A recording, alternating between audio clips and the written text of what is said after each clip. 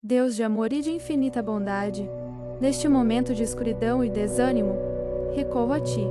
Sinto o peso da tristeza em minha alma, um vazio que parece não ter fim.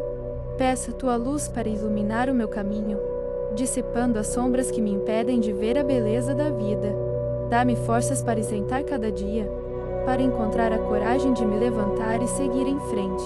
Mesmo quando o cansaço é grande, ajuda-me a lembrar que sou Teu filho amado, e que a minha vida tem um propósito, que eu possa sentir a Tua presença ao meu lado.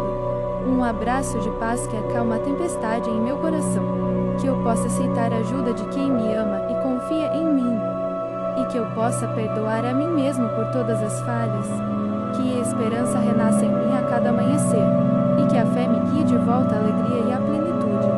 Amém. Se inscreve no canal em busca da salvação e da glória eterna de Deus.